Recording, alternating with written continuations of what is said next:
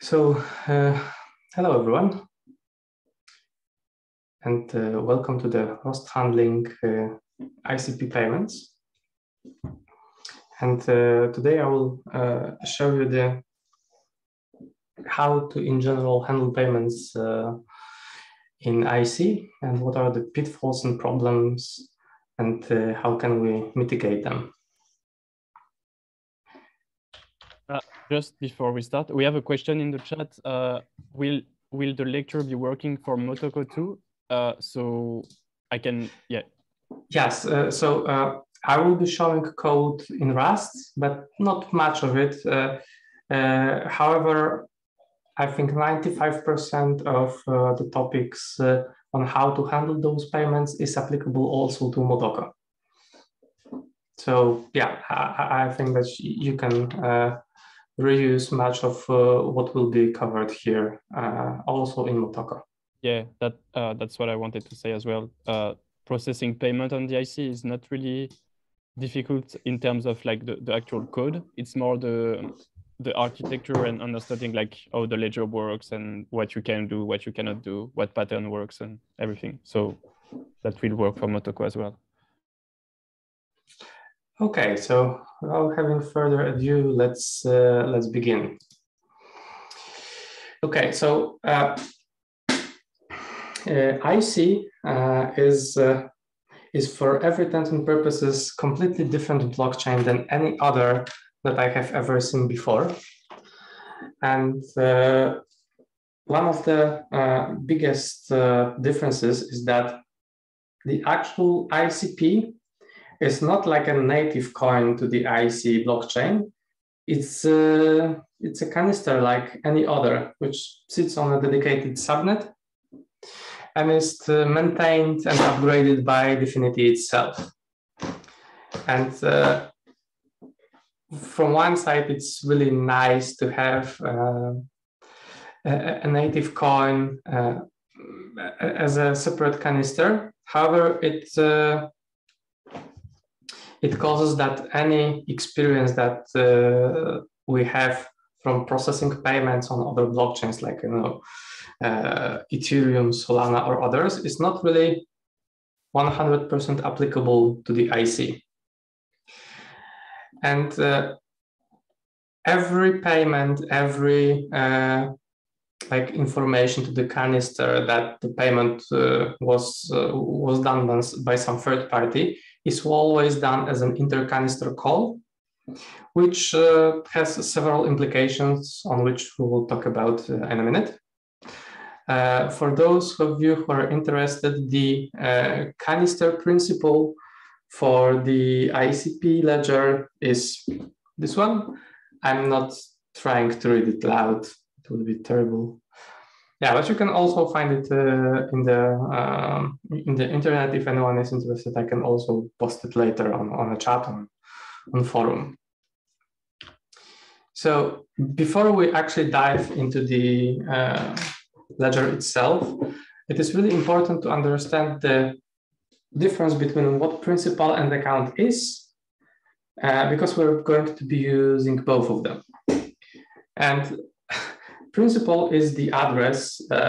In general, it is the address. It can be either the address of the canister, but also the non-custodial wallet. In theory, there shouldn't be any difference in principal between canister and wallet. For now, we can see that the principal is for non-custodial wallet is so much longer than the non-custodial wallet. It's pretty obvious. And for those of you who are wondering, the principal is directly derived from the private key we are using to sign messages, like to talk to IC. It's done in a way that you cannot like reverse engineer your private key. So it's like all cryptography works. And this is just the textual representation of your public address. And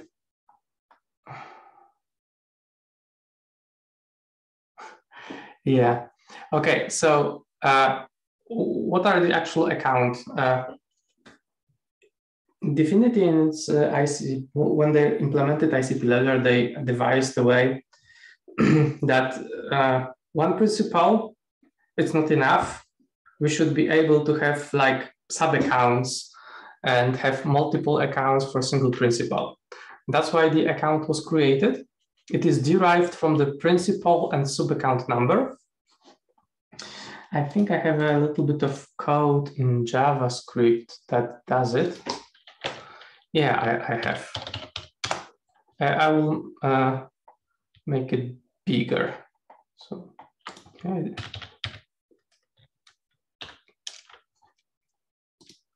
Can you read the code from, or should I make it bigger?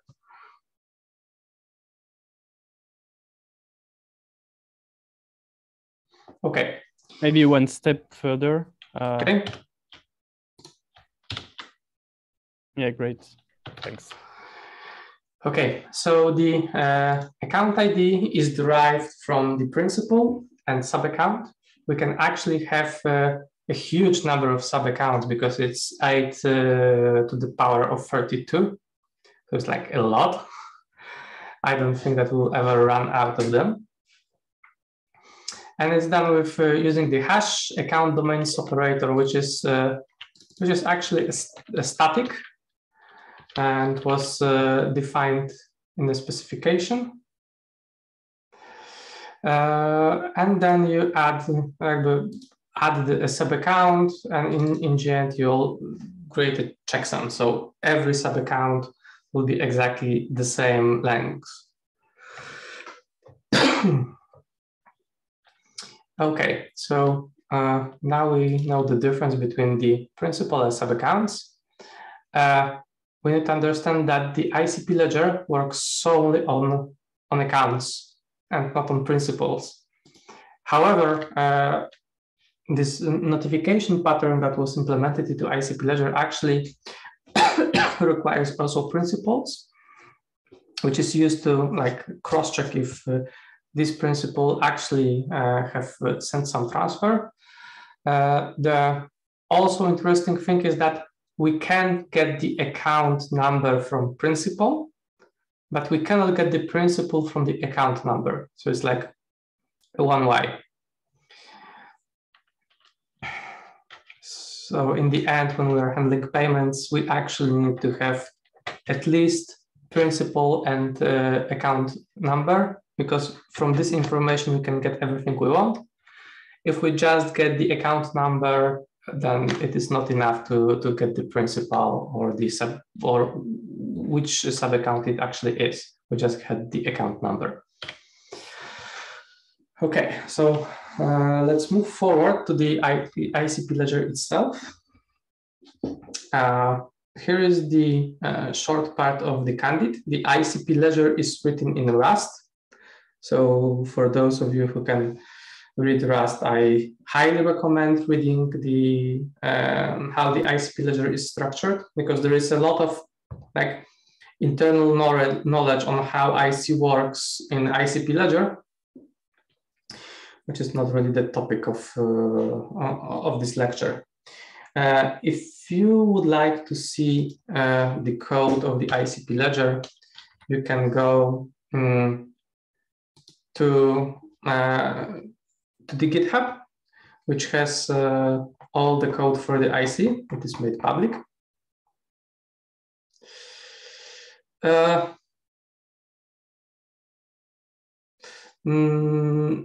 Answering Mark, no. In Rust, this arrow right means that the function will return something, but those are not anonymous functions.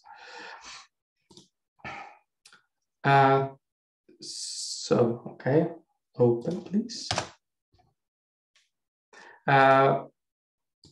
In the GitHub account, there is of Dfinity, there is this repository of the IC, which contains most of the code for the IC. Navigating further, you can find the actual code of the ledger canister.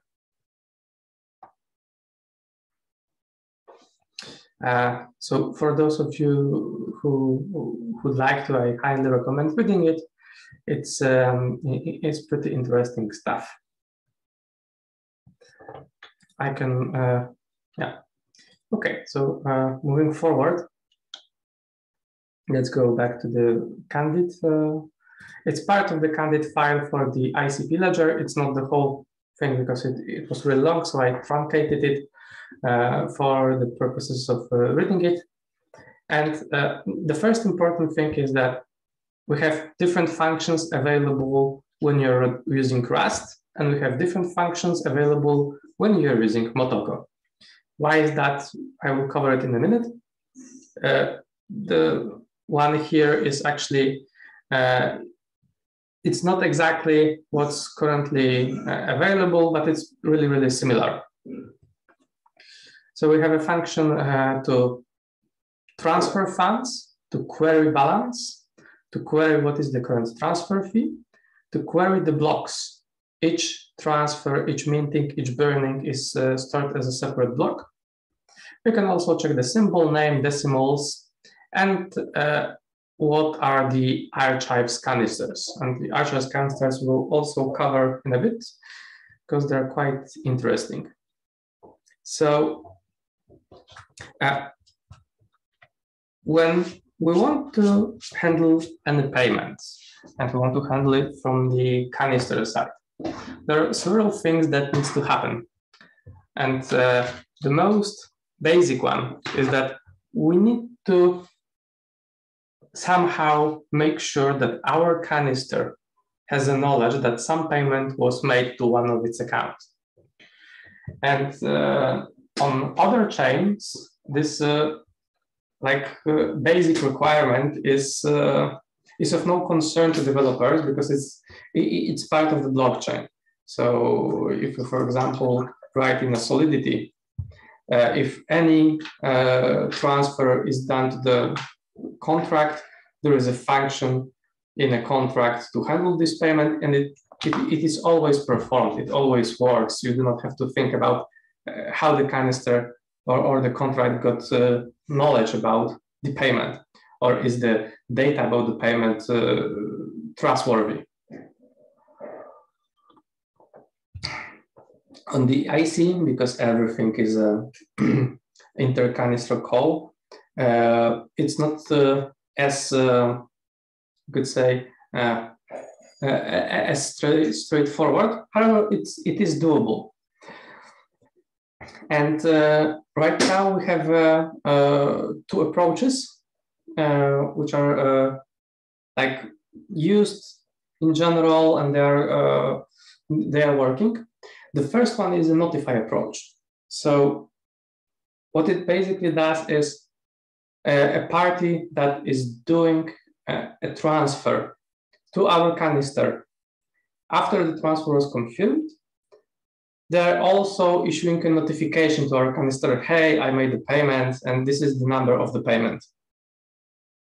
And that's how it works. However, the problem with this approach is that for any reason, the notification from the third party to our canister can get lost. And if no notification comes, our canister will never know that any payment was done, so it will never process it. And depending on your case, it can mean several different things. Maybe it's just a fundraising, so it doesn't really matter. Or maybe you're issuing some tokens, and then it would matter like a lot, because it's one of the most terrible cases when the person is trying to purchase some goods, and the person lands with no tokens and no goods that he was trying to purchase. So like the worst case scenario ever.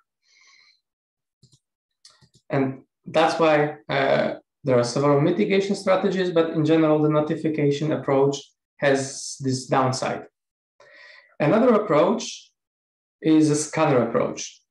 So in our canister, using a heartbeat function, we can create like a function which is called periodically, once a second, that will check the ledger for any or maybe all transfers that were done between the last call and current call, and check if any of those transfer is applicable to our canister. And the scanner approach makes it possible to never miss any payments, any transfer at all. So it will process all the payments.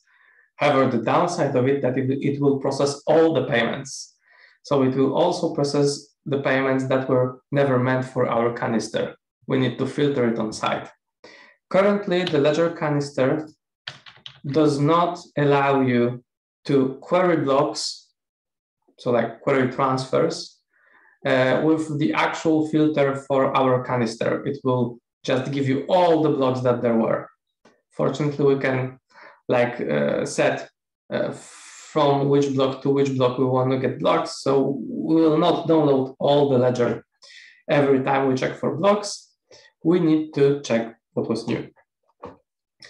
And this scanner approach is currently quite hard to accomplish with Motoko, because in Motoko, we have no ability to check what was the last block number. So we cannot check how many transfers or any entries in the ledger were made. So we have no way to see if anything has changed in the ledger since the last time we looked.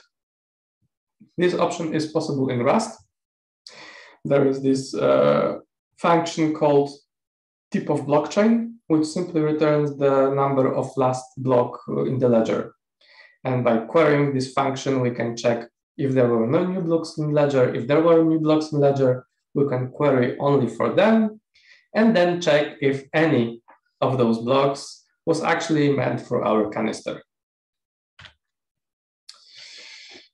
Okay, and the last part of the payment flow is that once we have the payment and we can do anything about it, then we need to probably, it depends on the case, but let's say that we need to do something with those ICPs. So we need to either send them further, or maybe collect them in a common account, or maybe split them and send 2 or 3 payments. It depends.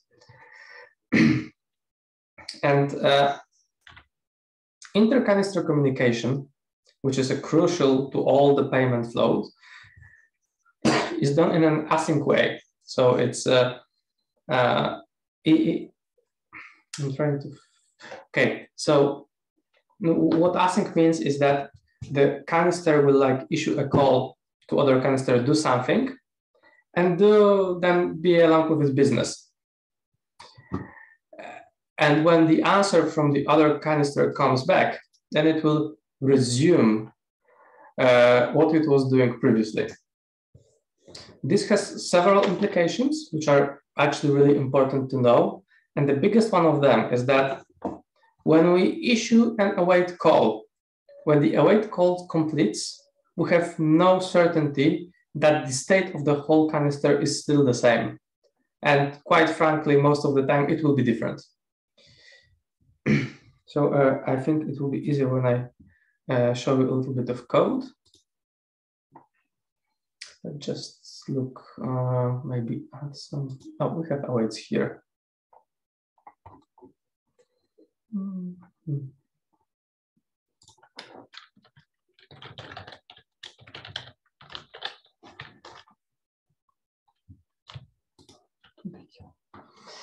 Okay, so here is the part of the code. Just to answer Ashton, yes, it is exactly what Google has released. The protobuf is it's really similar to Candid in a way what it does. It is a description of the data and a way to translate this data to byte format and then back. Okay, so I here have a send ICP function in Rust that does exactly that. And as we can see, it prepares send arguments that are required to initiate a transfer from one account to another. We, of course, have a memo, which is really, really important because we can write any arbitrary data in this memo and then use it for additional verification. We have an amount of how much ICPs we are going to send. However, it is done in its most basic form, so times 10 power to 8. We also have a fee, which is for now always the same. It will be always the same fee. We can also make from which sub-account it is sent and to which account. And in general, when we are issuing a transfer, the transfer is always made from the account of the initiator of the call. So there is no possibility in any way to issue a transfer for other canister or other non-custodial wallet. That's why we need to supply a sub-account, which can be also 0 or none. The actual account from which the transfer will be done is calculated on the ledger slide. 2, of course, is an account. We are not supplying the principal and account, target account. We're just supplying the account. And we can also specify at what time the whole transaction was created. And right now, I am not using this option.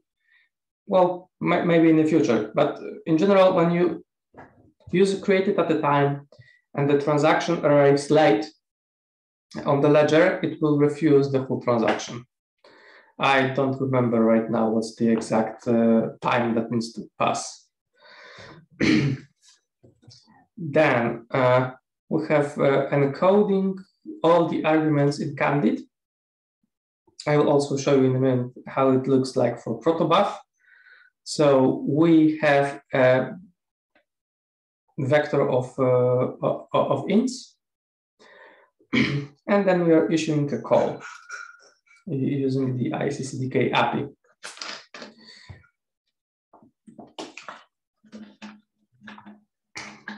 And the really important thing, and the one we need to look for, is the await call in here. As I said before, it is possible that we have some state here, and after the await, the state could completely change. So this actually is part of the marketplace support. So there could be different listings, different tokens, different almost everything. So we need to make sure that we either move all the intercanister calls to the end of our function so that we don't care if the state change or not, or make sure that after the await we are still using the same variables and the state is still valid.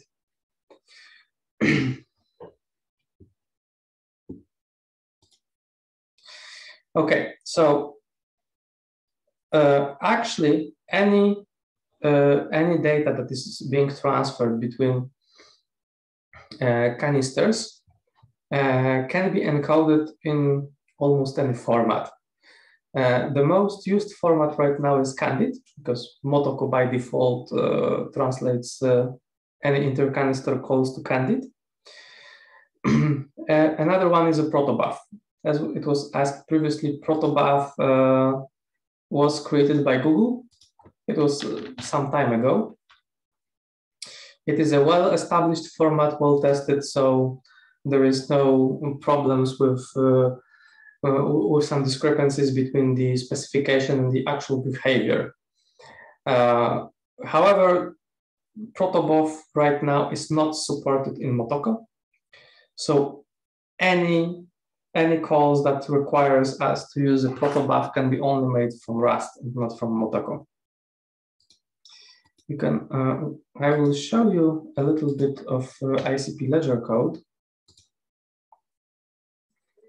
in which we can see that we have functions for sending. The one is called send dfx, and this one is using a Candid, which I think any of you that try to send anything from the ledger used. And we also have another call, which is send protobuf, send PB. And this one actually does exactly the same. It calls the same functions internally in the ledger.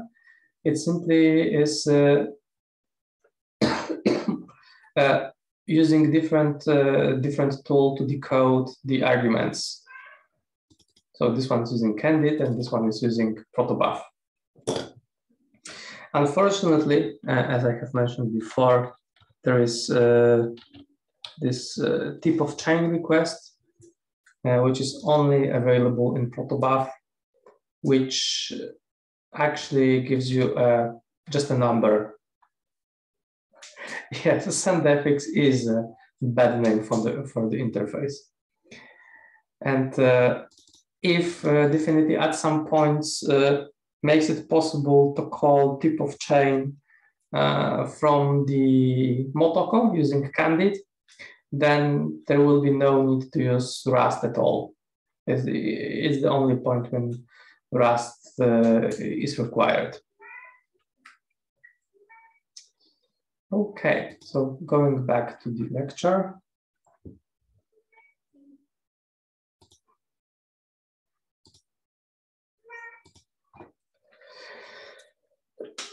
Okay, so we just covered intercanister calls in Rust. And yeah, they're a little bit more complicated than in Motoko, because in Motoko we simply create an agent with a specification. We can call in the agent any queries it has. In Rust, there is a little bit more involved, because we need to encode function data by ourselves. It can be either in Candid or in protocol buffer. We need to specify by hand in a string the name of the function. We need to provide it with the principal for the canister we're going to call. And then we have to await. And furthermore, the result is also in bytes. So we cannot read from it immediately. We need to decode it. And here is the example on how to decode Candid data.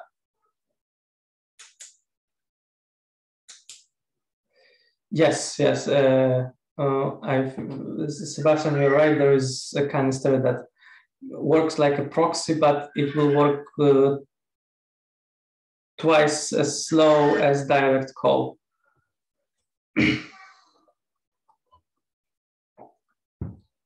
So after the decoding the output of the call, we can start doing something with it. Okay, going back to the lecture. We've also covered this topic. And let's go now to the heartbeat. Right now, in both Motoko and Rust, there is a possibility to use a function that will be called periodically by the IC itself. So there is no need for anyone else to issue a query, either from others canister or from outside of the network. And this call is issued every block. So we can check, but I think the last time I've checked, the block was every 1 second. You can check it on internet computer. I've already had a link for the subnet most of are all working on. Yeah, so it's every second we have a block. So every second this heartbeat function will be called, and it is well, it is a function in which we can do almost anything.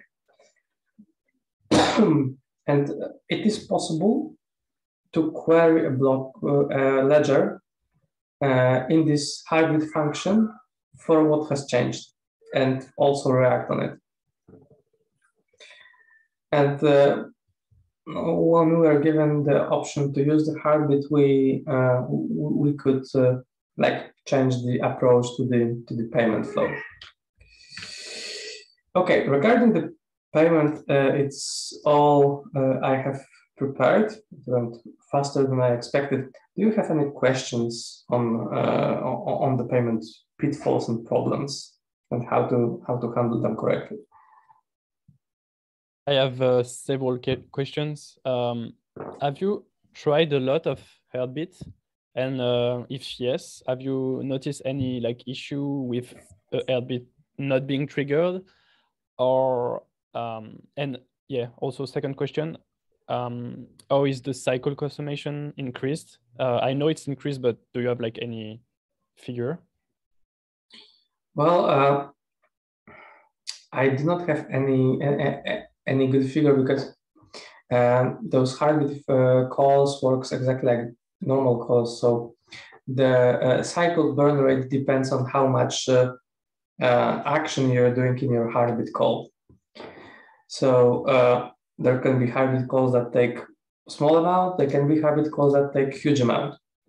However, because this Heartbeat is called every second, it means that if we do some intensive calculation every second, then it will burn cycles like crazy. We need to remember that. And even just putting the function that will be triggered on a Heartbeat will already increase the consumption of cycles.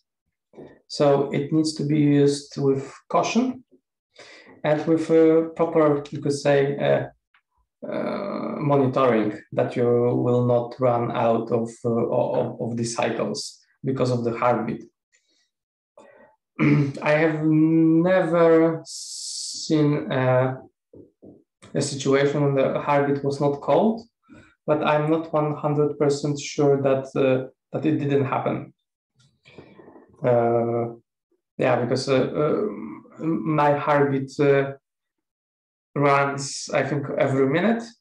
So it's like it's called every second, but all it does every second, it checks if the minute has passed. If not, then it does nothing. So you check the time.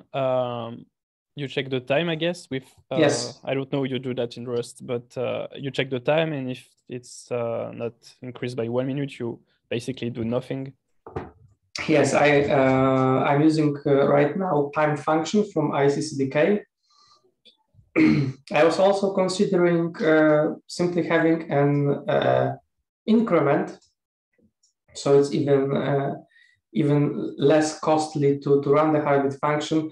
However, because we have no certainty that the block rate is stable, as we can see, it's not always stable. It can go low.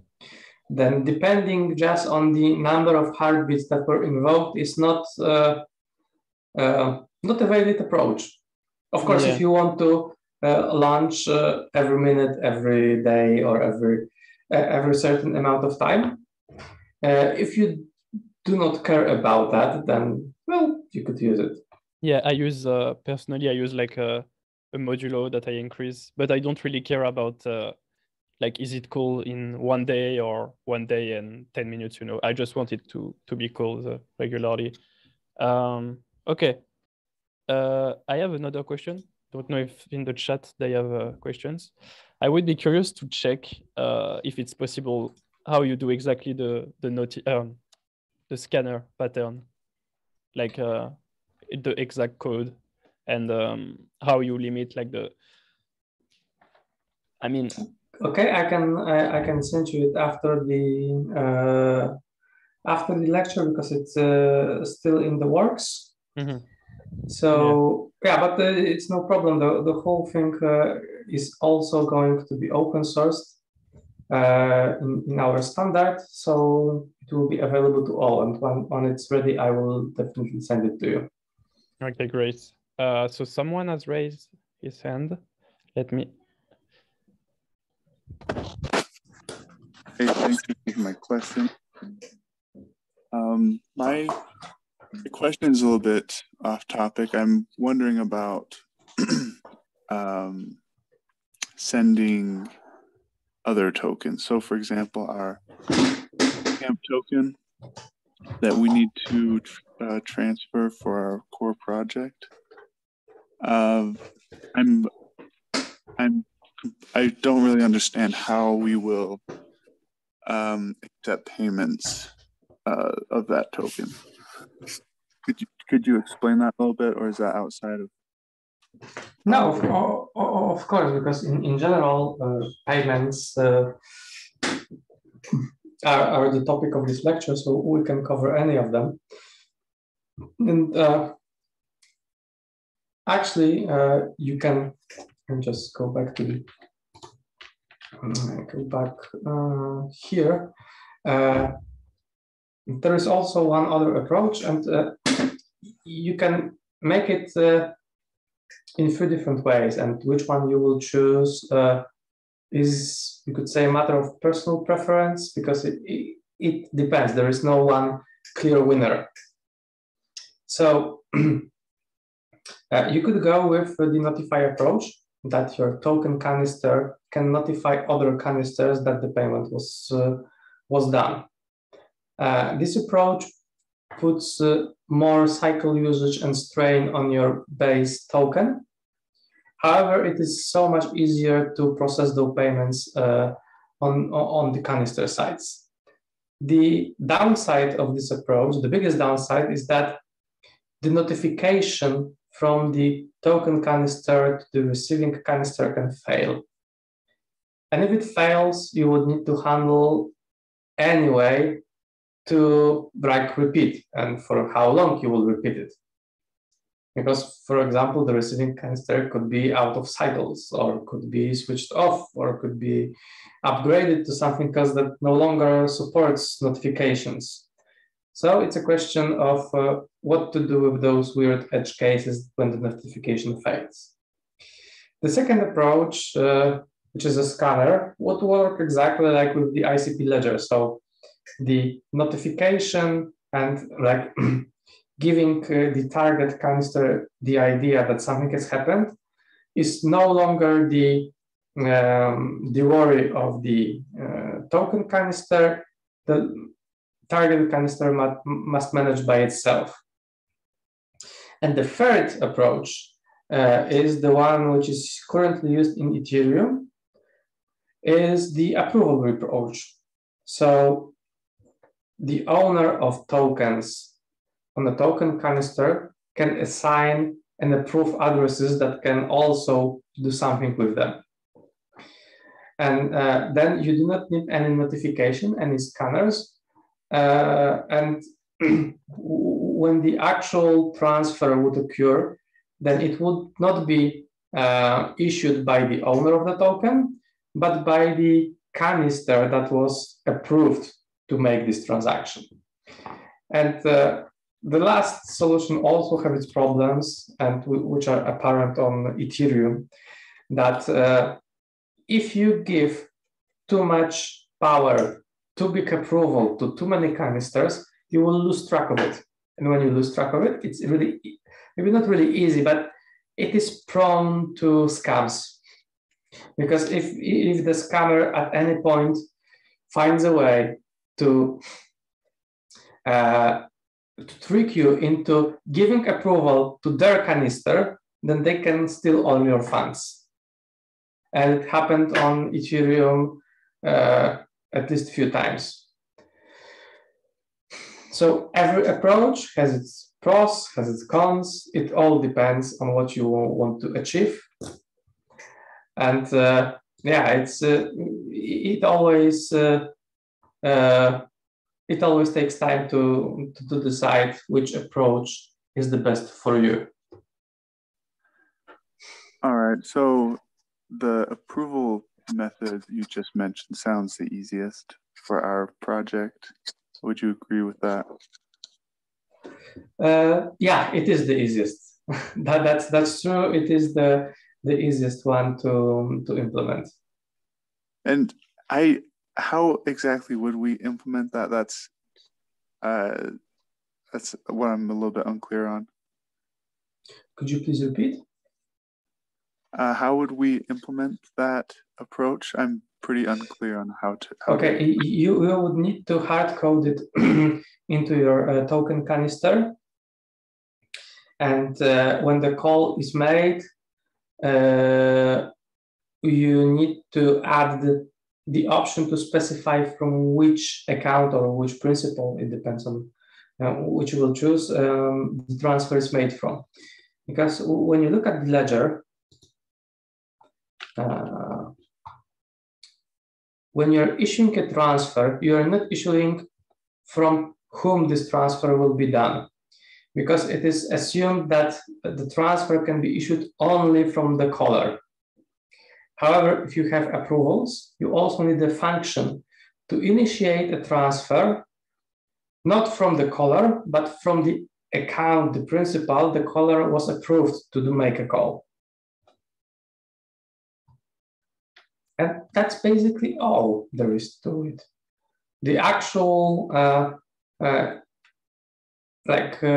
actual act of making a payment would be on the side of the canister that wants to use it. So yeah, the ledger itself would be quite simple to do. I think the question is more about how to not like create the canister, but how to use it, because I think he's talking about the ledger, the token ledger for the bootcamp. You know, the faucet you've created for the bootcamp. Okay, so for the faucet, it is not possible because I did not include such an option in the ledger. So how will we fulfill the requirements of the project and like require people to send us bootcamp tokens for the NFT minting? Okay, you can go with either a notifier or scanner. Both of them are viable.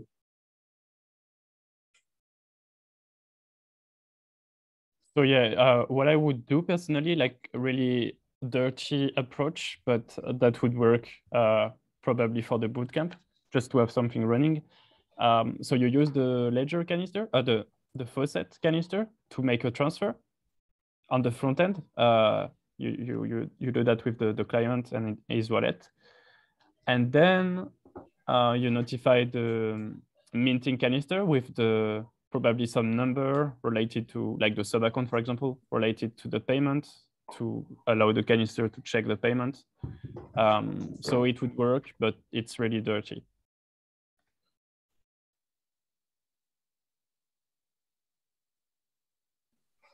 All right, thanks. Okay. Regarding the faucet and the deployment of the ledger, you can actually build a ledger canister from the IC GitHub. So you need to download the whole IC because it's one repository. Go to the ledger canister and there is an instruction how to build it and deploy locally.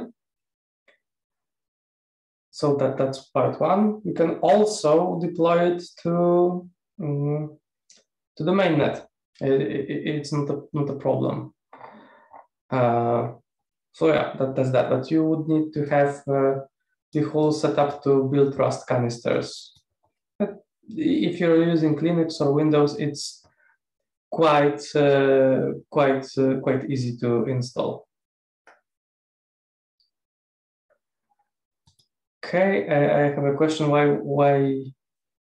we are using Brave? For me, it was quite simple. It's more privacy focused than Chrome, and it gives you rewards from just using Brave. And it's here you can connect to the wallet. I think it works with Gemini, and then you get a little bit of BAT from just using it. Yeah, it's not much, but yeah, why not?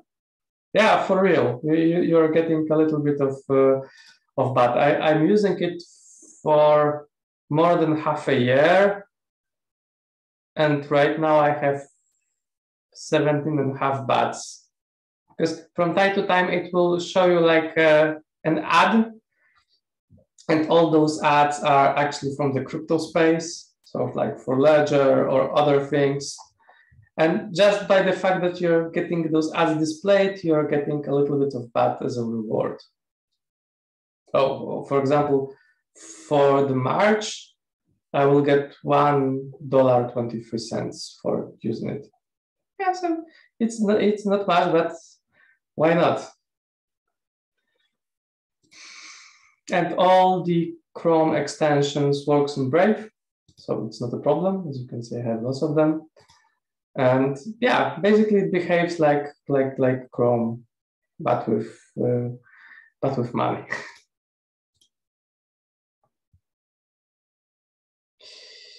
Okay, are there any other questions?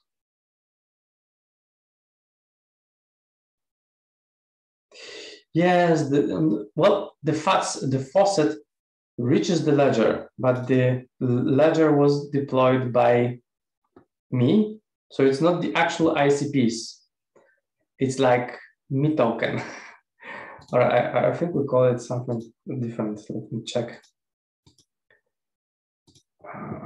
No, it's not here. Oh, it's here.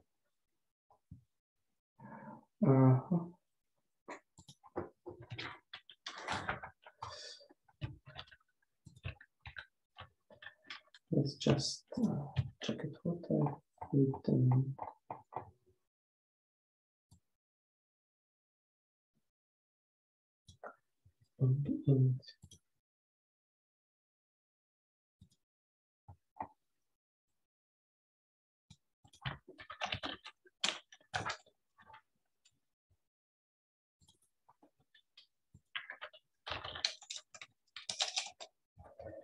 Maybe not here.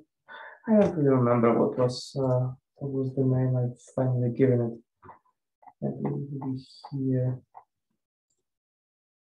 Nope, it's not here. Yeah, but in general, the faucet reaches the ledger which was deployed by me, so it's not the actual ICPs. Yeah, so you could say it's fake. It's just a token, and if I remember correctly, Sebastian, we are going to turn it down after the whole bootcamp.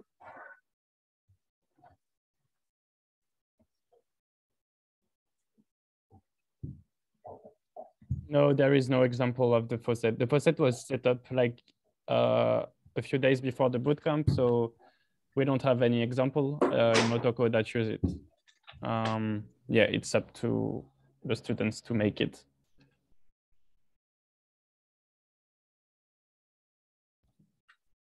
All right, I think we can end this session here. Yeah, I think there is one more thing I think I could add, which I forgot in the slides. It's about the processing payments, because of the async nature of the payments, there is a slight possibility of having a double spending problem. And in order to mitigate this issue, I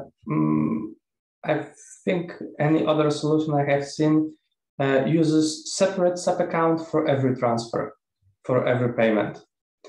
This way, when we need to somehow disperse the tokens that were received to some other accounts, we have certainty that it was not done twice or thrice. It can be only done once. And yeah, okay. This is the GitHub link to Ledger Canister. And you can find everything about the Ledger, the send ICP functions, and other which can be called. I think that's what was asked.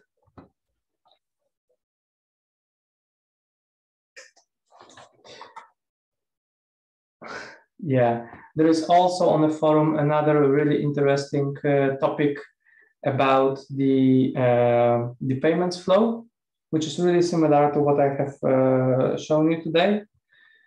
So if you want to go back and once again think about it, then there is already a topic on forum. I think Kyle created it.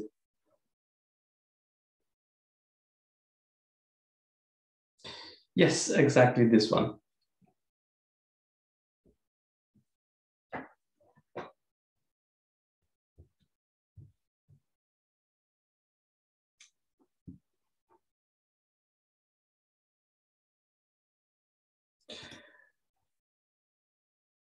Okay, I think it's all the questions. So thank you very much for attending. I was really happy that I could show you a little bit how the IC is working and what can wonderful stuff be done with it. If in the future you have any questions, you can always find me on Discord. My handle is Stopakor. Yeah, so if you have any questions, just ask. Thank you very much. All right, see you in 5 hours for the other. We have a dev mentor session. Have a great day, everyone. Yeah, have a great day.